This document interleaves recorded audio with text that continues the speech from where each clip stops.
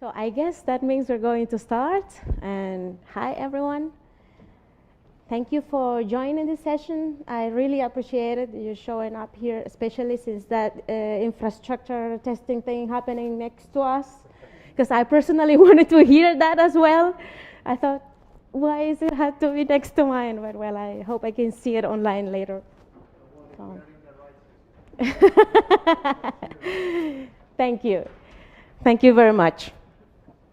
So this talk was the result of my observations of my own experience in the last year. And I created it because I like to share experiences with the community, so I thought there might be something useful for you people here. Before we start, one quick question. Who here can say is a DevOps engineer? Yeah. 2 hands? 3 hands? Yeah, well, I'm pretty sure you went through some kind of growing into that role, especially because that role is pretty new. I mean, yeah, exactly.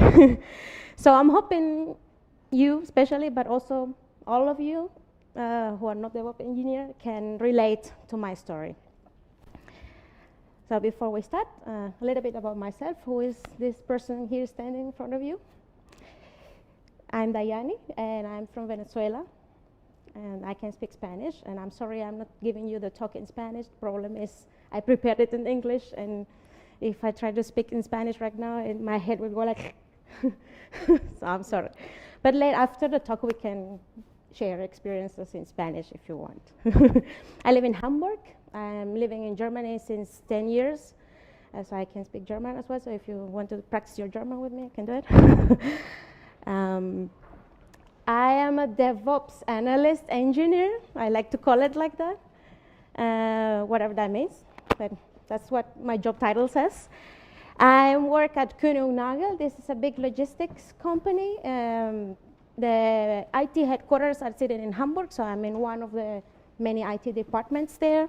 We take care of an e-commerce platform where people can, we don't do B2C business, but B2B, but still our customers can go there and place bookings, get pricing and place bookings at once, kind of e-commerce shop for transportation. We take care of that. I like to say that I'm a team builder. I'm occasional conference speaker. I try to go around and have fun in this. My passions are communication, collaboration. I like to say that I have a special talent on bringing people together.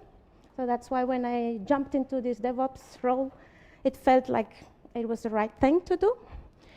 I'm passionate about continuous improvement, and I also like salsa dancing, bachata, kizomba, everything, and traveling. Now, my job title says I'm a DevOps analyst engineer, but what does that even mean? I'm not even sure I'm one. So of course, I wasn't always a DevOps engineer. Otherwise, I wouldn't be standing here and talking about growing into a new role. So I'm going to tell you a little bit about where I'm coming from. When I arrived in Germany, I came with my studies as a software developer from Venezuela.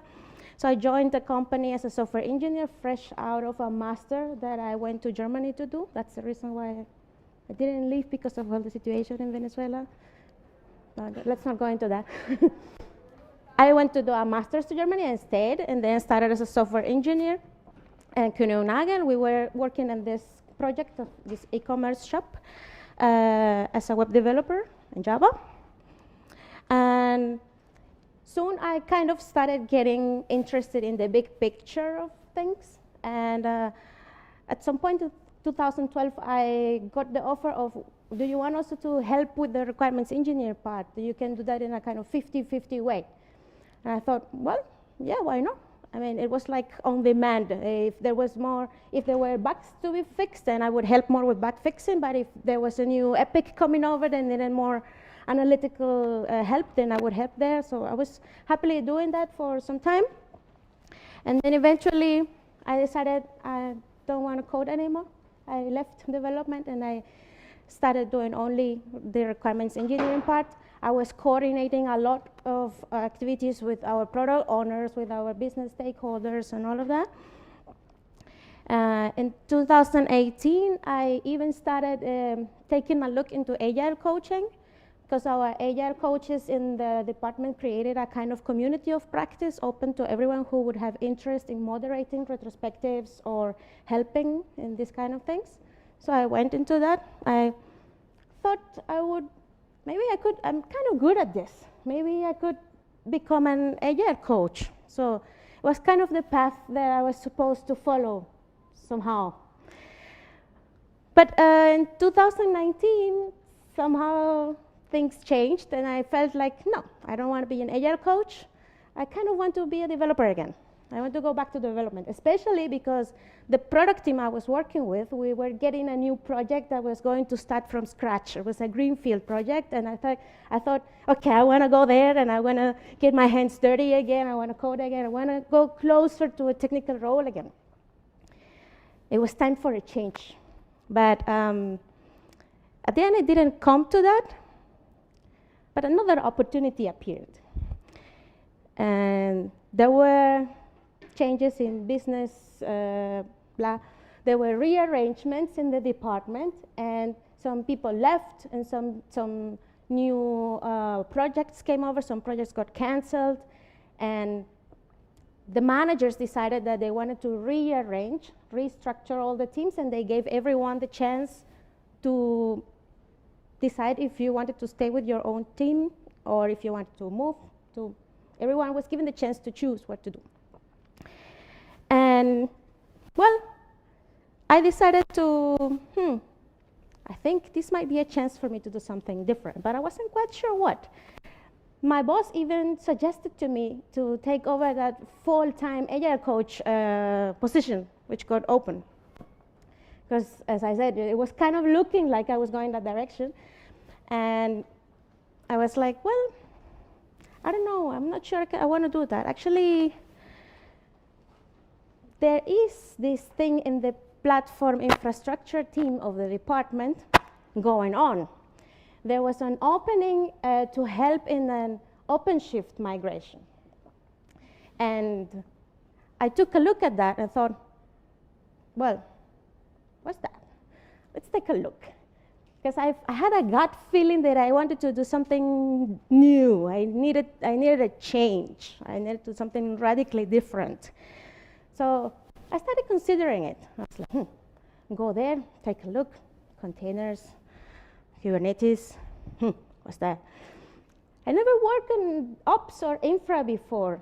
I was a developer, and for me, it was always some kind of magic that would bring the change to production, and I wouldn't have anything to do with that. So I never really worked with that. I didn't know what I was getting into.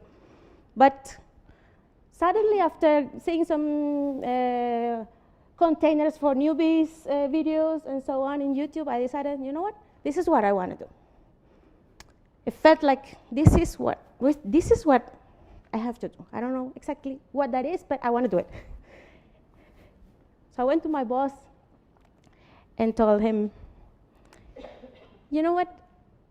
Thank you very much for offering me this position as agile coach, but I want to help with the OpenShift migration. I was like, yeah, because, I gathered my courage and went there and said, well, for sure you're going to have to coordinate a lot with the development teams. You're going to have to collaborate with them, and I'm pretty good at bringing people together, and I have a development background, so I can understand our development teams as our customers, because I know what they're talking about. So I'm pretty sure I can really help the team.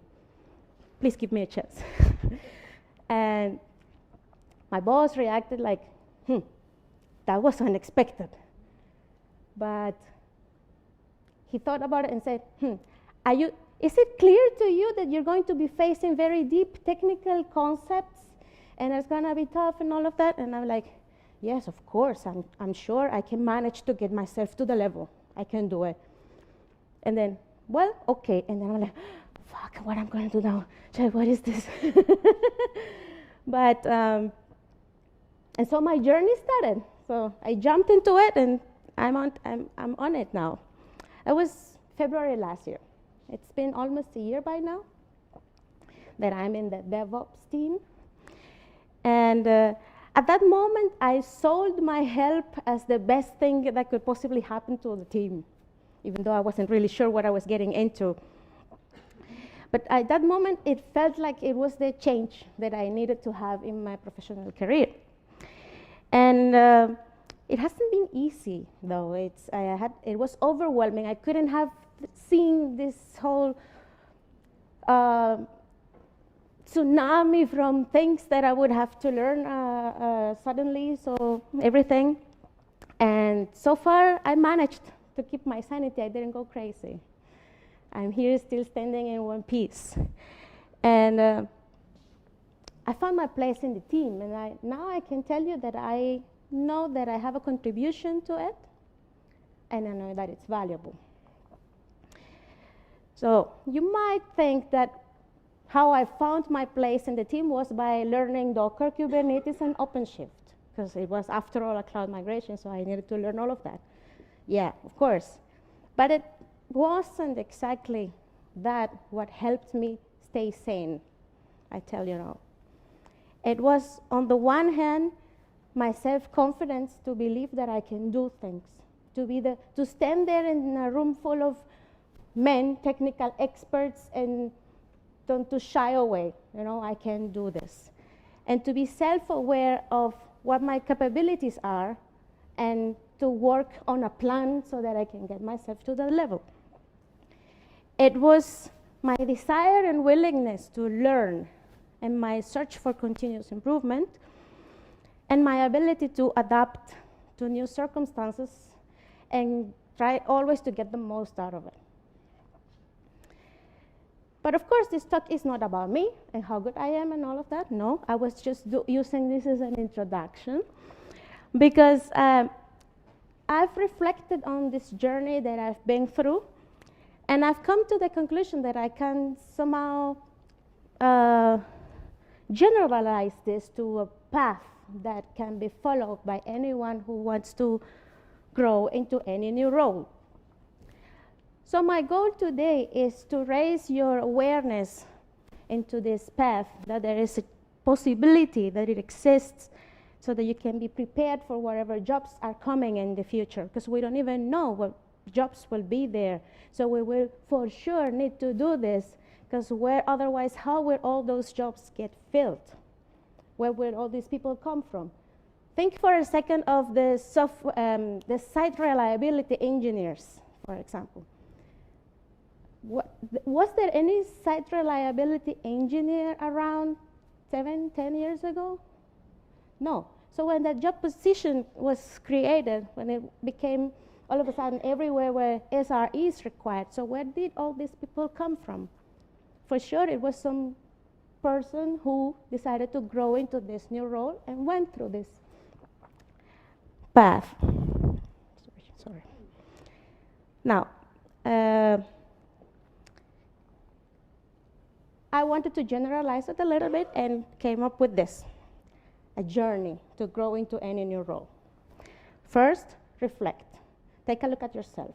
Where are you standing right now? What are your goals? What do you want to do? And then decide, is your career still in the same direction? And if not, take the decision and go for it, and whatever is that motivates you or inspires you now. Then once you got that chance, which is not always obvious, then you need to grow into it. And after you feel somehow that you are mature already in the new role, then you keep exploring and keep looking, so what's around. And this way we can, in my opinion, be ready for whatever challenge is coming next. Now let's get a little bit deeper on each of those steps. First one would be reflecting. By reflecting, I mean, as I said, take a closer look at yourself. Take a moment and perform a pulse check.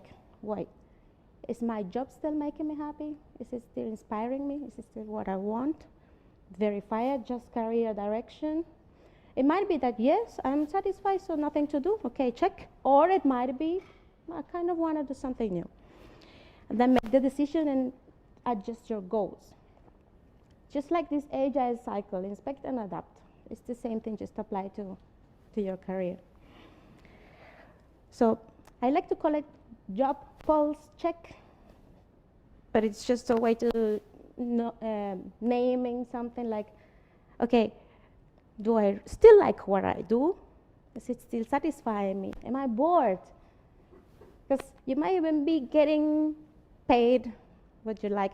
For example, I have some freelancer colleague who gets a lot of money. In Germany, freelancers get a lot of money. But he hasn't really found something that truly inspires him. So this is what I'm talking about. You take a look, okay, maybe it's the moment to switch to a whole new project or to switch to a whole new direction in your career. For sure, this will happen. So do it consciously. So just take a moment and apply. You own it to yourself. So verify and adjust career direction. Where do I want to be? What is it that I want? What can I and can't I do today? What are my limits? So if I have a vision and I know, okay, I would like to become a DevOps engineer, but what do I know now? So what do I need to know? And set a path to get yourself there. But first, that vision needs to be clear. Not just react to changes, to circumstances like, oh, well, that project seemed easy. Well, I kind of go there. So what I'm saying here is try to make a conscious decision and have a vision for what you want to do. Because if you don't know yourself, what is it that you want to do? How are you going to find the proper projects or the projects that will give you the motivation to feel inspired? While preparing this talk, I read that book, There, by Becky Blalock. It's for women in charge, but of course, it can be read by anyone. I recommend it. It's really good. She says, there are many aspects of your career that people can help you with. For example, you can go and seek for counsel, ask a friend or some people. But at the end, it's all up to you. Defining what you want, it's something that only you can do. No one can say, no one can help you with that. So take a moment and do that. And then once you know what direction you're going to be taking, okay, then take the decision. If the decision is you want to change, switch the direction of your career or do something new, then go for it. Do it. Do it. Question the status quo, try out something new. And at this point, I want to bring the wisdom of Master Shifu from Kung Fu Panda, who was telling Po, he was telling Po, go and teach the 5, so tigress and all those. And he didn't know how to teach. And then he went, why did you tell me to teach if I don't know that? And he told him, yeah, exactly for that reason. Paul was like, what? Why? Why would you do that? Sending me to do something that I can't do. Exactly because of that.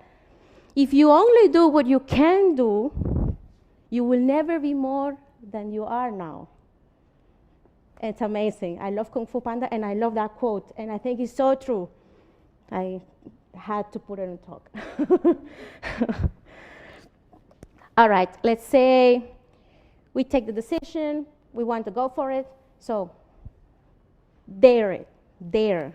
You need to do it, not just leave it in a thought. Go for it, like really, really do it. Sometimes the opportunities will appear to you, like kind of what happened to me, but some other times you have to be proactive and hunt them, go after them. Make a plan, then once you have that opportunity, once you get the new job, a new role, so you make a plan, enter in it with a plan to adapt quickly, and you will for sure have some attacks of imposter syndrome. I will give you some hints on how to fight that. So, if you're looking for an opportunity or if you see it but you want to make sure that you get it, then you really have to know how to sell your profile. This personal branding is thing. It's like being perfectly self-aware of what you can do and how you can help, and sell it with confidence to the person who is going to give you the job. And how do you achieve this confident attitude? Well, by gathering facts. The more information we have, the more confident we are. The less we know, the less confidence we have. So if you're aiming for a new role, then do your homework and find out, okay, what is it expected? What is the description? What are the activities? What are the expectations to me? What can I fulfill? How can I help? How can I start bringing value to that so that you can then confidently sell your profile to get that opportunity?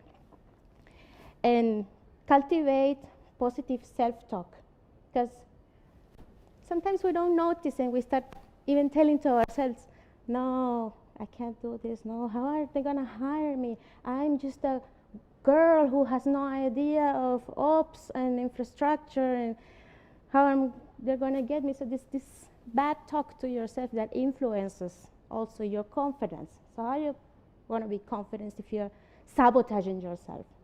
So cultivates positive self-talk. And once you have the job, once you have that opportunity, then you start into it by having a plan. You already did your homework in order to be more confident to sell your profile. So now you should have the basics, the grounds to create a plan with small and achievable goals that you go step by step through it, and then you keep in your head.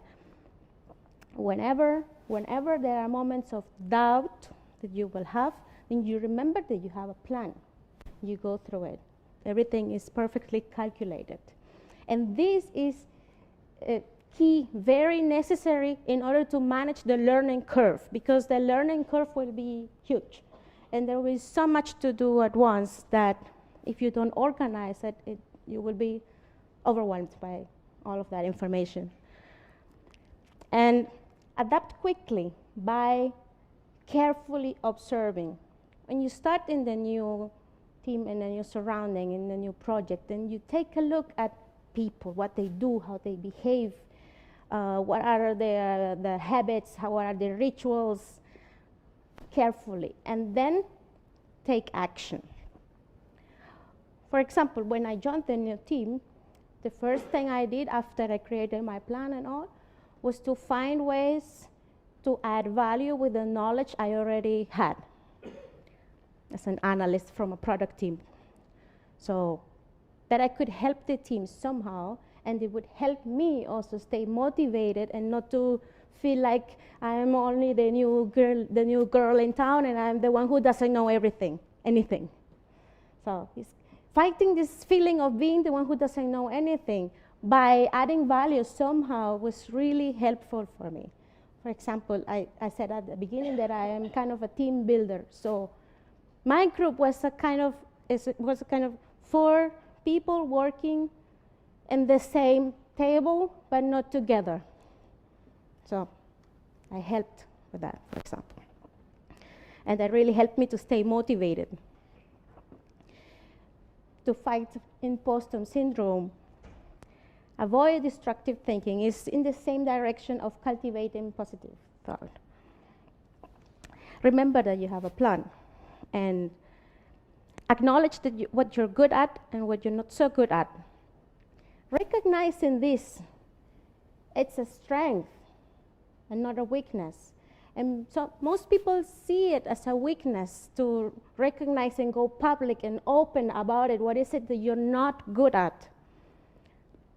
Because it shows that there's something I need to be better. And in my opinion, that is wrong. In my opinion, it's a strength because it shows that you are ready to work on exactly those aspects that you need to be better at. So how can you be better if you don't know exactly what is it that you have to improve? And that also helps when you're feeling like you're out of place. Like, how did I get here? They chose me only because I am a girl and because I would make the team look nice. No, it's not like that. And the skills that we have are not written in stone. The skills that we have can be expanded, and that's what I mean by cultivating a growth mindset. And once you have that also digested, then you are able to get you out of those fights with the imposter syndrome, because you know that not knowing is an opportunity for learning and growing. So it's okay not to know everything. It's okay. I had to learn that the hard way, because I started feeling really frustrated at times when they were making big conceptual planning on all the aspects of the OpenShift migration, and I'm like, what? But it's okay not to know everything, because they knew what they were getting when they got me into that team. So it's not that I'm just sitting there and working and doing nothing. I am working towards being at the same level. It's a team after all. Yeah, well, it's a team after all. It's not that you are the person who's supposed to be the one answering everything. It's a team work. So there will be, the important thing is that the issue is taken care of. So now, having started in that role, all of that was, I put it into daring, because it's the start. Now, you have the job, you have to grow. What does that mean? Well, learning, mastering, all of that new information. So how to do that? Well, I put intentionally as first item, ask around with no fear. Because of course, embracing continuous learning is kind of obvious. You knew that you were getting yourself into a field where you didn't know, so you knew that you had to learn. But the point I want to make here is, especially in these agile environments, in these kind of teams where so much collaboration is needed, where in the best cases there is a kind of a readiness to help, then use it. Use it. Ask without fear. And don't forget work-life balance. So don't go nuts on only learning, because eventually it hits you. So ask around with no fear, especially by doing lots of pair programming. I did that a lot at the beginning, even though at first it was more kind of looking over the shoulder and asking. But as I said, they knew what they were getting. So I believe that pair programming is a very powerful tool, especially for onboarding, in any case, in any situation, even if you're learning the new stuff, or if you're an expert but coming from another project. So the first tool that you go to for this case is pair programming. So use it, but be a good listener. Don't waste people's time, especially when you are in the position that you are the one trying to get all that new information. Make sure you understand what it's being explained to you, and don't let it go. Because there are no stupid questions. Don't feel afraid of looking like a fool because you are asking. In my opinion, a fool is the one that doesn't ask. So be a good listener, make sure you get it, with no fear. One example. Very often, then I would like to, I feel a couple of steps behind of my teammates when they go deep into technical discussions. But I make sure I slow them down. So I stand there and tell them, wait, can you please go 2 steps back? Can you repeat? And I make sure I get it. Sometimes I even draw. I go to the whiteboard and draw and take notes and to make sure I get it. Because otherwise, then there won't be another chance where everyone is together and having their time to explain to me again, because everyone has so much to do. So this is a very important lesson. Embracing continuous learning. Embracing continuous learning means that you have to do it with order, some order. No, keep a clear focus. Avoid distractions. Put the phone away. Oh, the phone distracts me so much that I really have to put it in the drawer. Even the fact that it's lying there next to me, it distracts me already.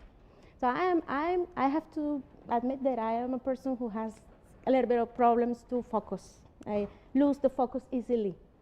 A fly comes around flying, I'm like a child, and then I go, look at the fly. I forget what I wanted to do.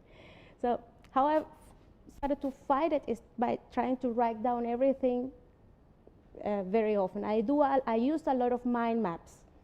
So I try to make brain dumps of everything that I have to do to keep myself focused. And don't intend to know everything at once, because it's not going to work.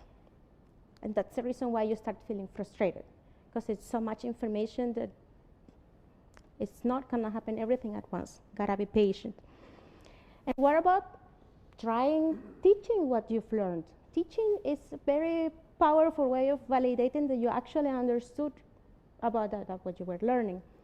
I've made that experience recently when we've had to explain. For example, we came up with a concept on how we would monitor the applications with Prometheus, and then we had to give it to the developers. So we hosted workshops for them to show them all of that.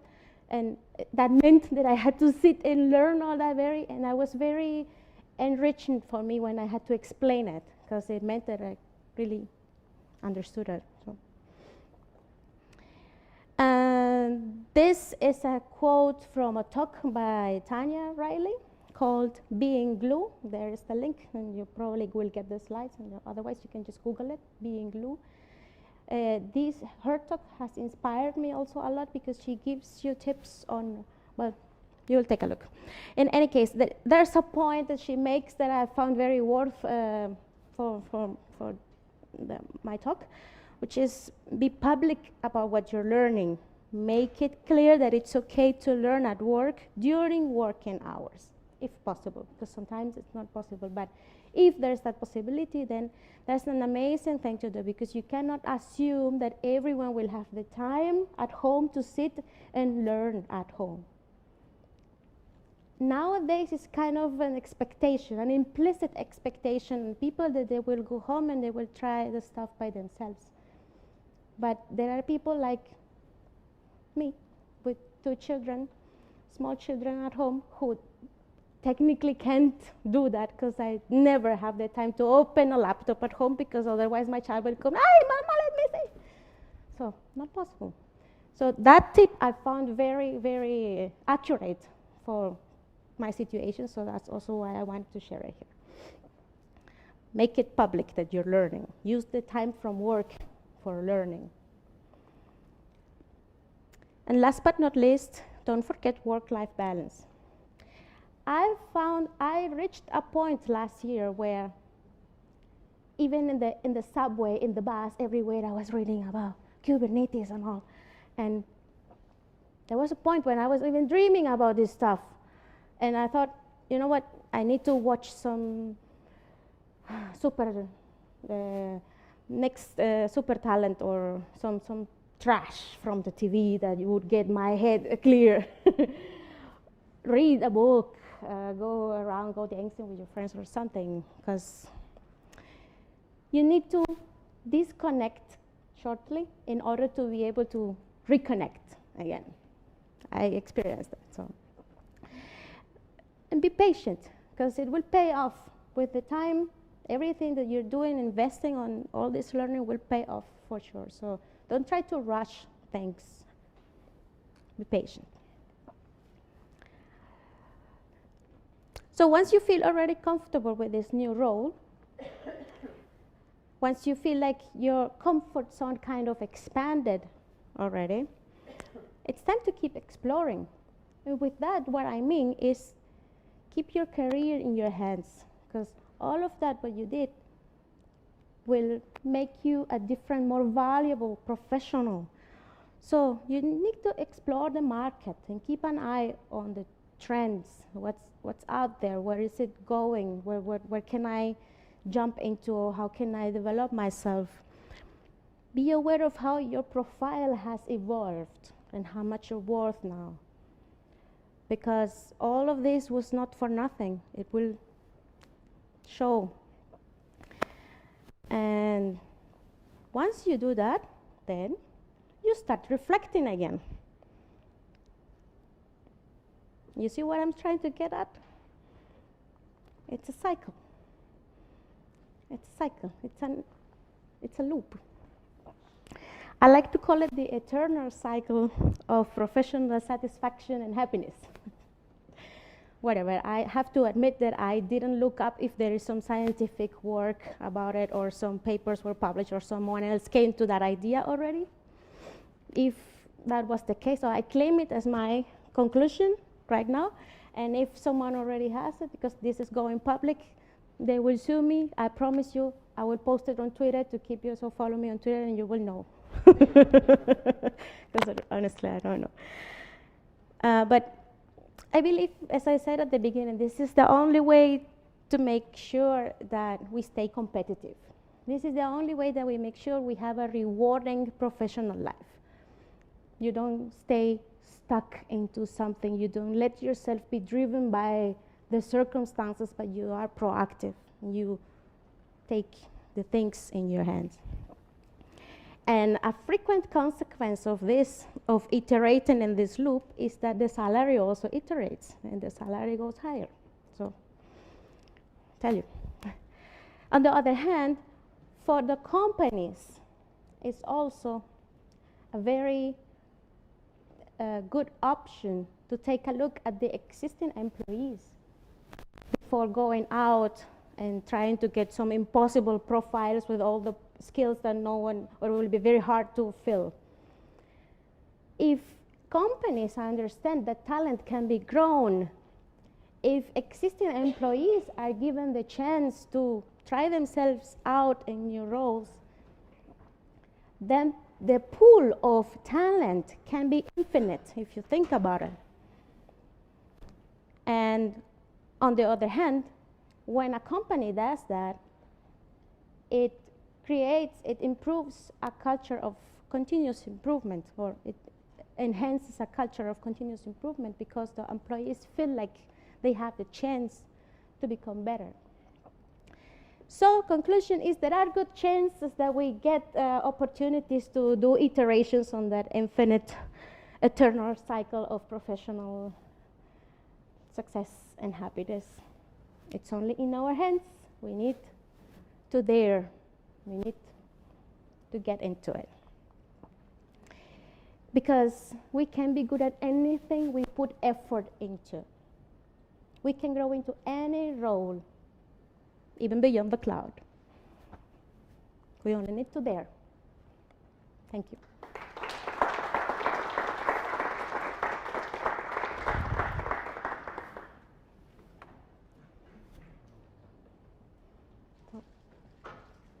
I think we have time left, yeah?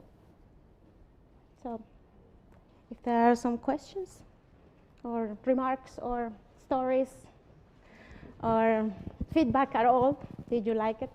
Did you feel inspired? Did you think it was a waste of your time? Or will you try an iteration and the eternal cycle? What's your experience? I'm curious.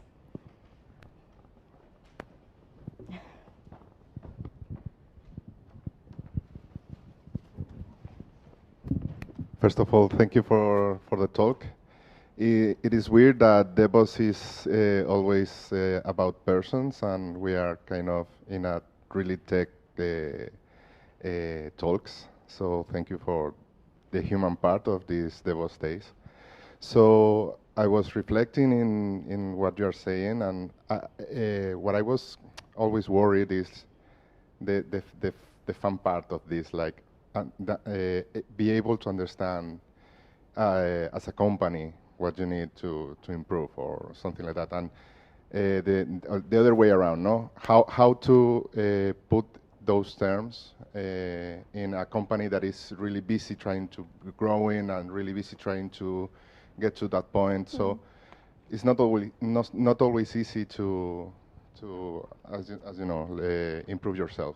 Yeah. So it's kind of a pain point, and I will ask you how are you managing this in your company, for example? What's your experience in that part? Well, when I speak, I can speak only about the department I work. I make this disclaimer now because Kuhn & Nagel, it's a pretty big company, so I cannot say, in Kuhn & Nagel we do like this, because no. My department, well, in my department, our management has always had a very open mind, and they are always ready to try out new things. And this is also one reason why I've stayed there. I'm going to be there almost 10 years next year, always in the same department. And I've changed all those changes that I told you were always opportunities that they gave me, because they always try to look in what we as employees want to do, or we can do, how we can help before they go out and search for new talent. Another reason is, of course, because finding appropriate candidates in Hamburg is kind of hard, because the market is, it's a very strange, I don't know why, because there are so many people working in IT, but still they keep complaining that in Hamburg it's hard to find the right candidate, because, well, anyway. The point is that they always have tried to take a look first on how we can help as employees, and they're always trying to, for example, we were the first ones in a whole silo, I don't know how to call it, whole area, from a bunch of departments. We were the first ones who started doing continuous deployments, because the management said, okay, go for it. Okay, we trust that you will automate all the tests, so we trust you. So, for example, and if you see that if you have these kind of managers around, then use it. If not, well, maybe change. Yeah, so.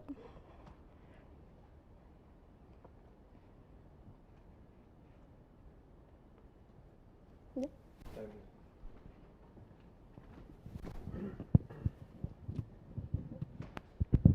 Thank you as well for the talk. It's been very inspiring. I think I've gone through a similar phase as you have, but I think that there is a lot of what you explained that it has to do a lot with your personality. Yeah. So my problem is I have a friend, and I sound this sounds like a topic, but yeah, I have a friend, it's true. which is going through similar problem. He wants to grow his career, but his personality somehow is probably preventing him from going through this phase. So if you have had experiences like you have been advocating of the challenges and the experience that you have gone, how can you help somebody which is more of a, I don't know if it's more of a taker than a giver, or he's a downer, or? Well, right now, a very spontaneous answer will be try to encourage him into more sharing something what he already knows. Like, it would show that you are able to kind of formulate your ideas in a way that some other person can understand it, and somehow you can convince that other person that you know about something. So it's the first thing that I would think of right now spontaneously, to try to push him a little bit to come out of this shyness, because it's not that easy. Of course, if you're a person that is outgoing and self-confidence, but building self-confidence is very tough if you are shy. That's true. But a good start would be, in my eyes, to try to teach something you know, for example, because it would puts you in the spotlight also, and being in the spotlight of people, it's some way that in order to go through, you have to push yourself forward. So that's, for example, there must be something that he can do already that he could show, maybe mentoring some juniors, for example, or grounding some community of practice in the company or something. The challenge comes when you see that the growth that you want or expect can't happen where you are at. Mm-hmm. So all of these like mentoring or helping going to communities of practice needs to happen somewhere else. So first thing you need to maybe do is make up your mind what you need to do and look for it, but somewhere else. Yeah. How do you do that? Well, you start going to meetups, you start talking to conference organizers, you start making contacts. I mean, that's what I can say spontaneously right now. Sorry. Yeah. So, well, seems there are no more questions, so thank you very much.